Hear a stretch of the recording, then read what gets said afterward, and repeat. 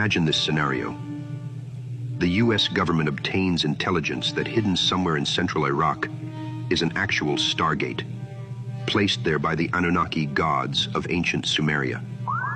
This device employs time travel technology and permits individuals and equipment to pass into another dimension outside of the space-time continuum.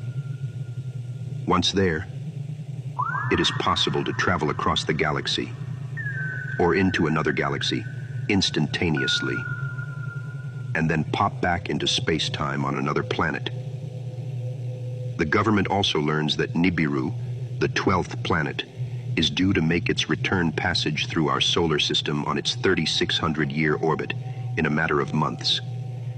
In this scenario, when Nibiru is closest to Earth, the Anunnaki, the ancient huge hominoid gods of Sumeria who built the Stargate, would, it seems likely, take the opportunity to travel to Earth through that same Stargate and will set up their encampment in Iraq. By default, this will have the effect of propping up the current regime.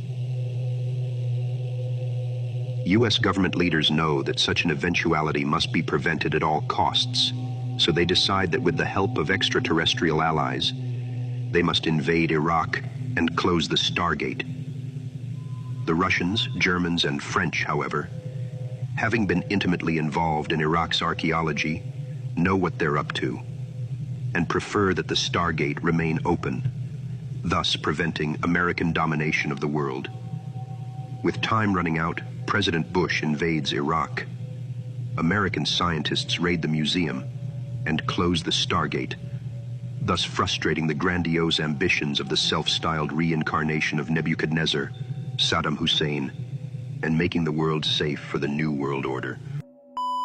According to Dr. Michael Salla, this is exactly what actually happened. Such a fantastic theory would not be expected from someone whose entire career has been spent in academia, pursuing rather conventional political and diplomatic studies. Dr. Salla, an Australian national, obtained his MA in philosophy from the University of Melbourne, and then his doctorate in government from the University of Queensland in 1993. After spending 2 years as an associate at the Centre for Middle Eastern and Central Asian Studies in Australia, he joined the faculty of the Department of Political Science at Australian National University in Canberra as a lecturer.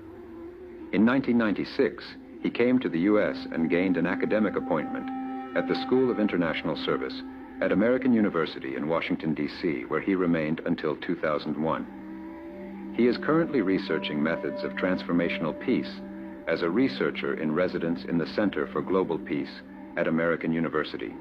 He believes that the US, Russia, Germany, and France have been aware that the Anunnaki left behind some very high-tech apparatus and possible weaponry when they abandoned the Earth around 1700 BC, and that Saddam Hussein had been getting assistance from Russian, German, and French archaeological teams for years in an attempt to unravel and perhaps reverse engineer this apparatus, which Salla claims is probably far in advance of any technology we might have obtained from the Greys, from Zeta Reticuli, who he believes to be our friends. If a European-Iraqi alliance were able to back-engineer this technology and/or strike up an alliance with the Anunnaki when they return, Salla thinks, then whatever military advantage the US has had with its technology, even including anti-gravity craft, would probably disappear, and we would quickly become a second-rate power. The return of Planet X centers on the recovery of a technology once housed at Solomon's Temple that is used to open a gateway linking Earth with far-off regions of space. Recent military and political activity suggests that the world powers are jockeying for position as if the return of Planet X is imminent. The stakes are high. This planet is at the center of a biblical prophecy known as the Day of the Lord, a picture of an ancient Sumerian tablet in which the god Anu, the ruler of Planet X, appears to be going through a gate, flanked by two people holding posts or pillars with globes on top. These poles, splendid shining posts, represent the Stargate in a simplified form. Another Sumerian tablet shows Gilgamesh going through a similar gate.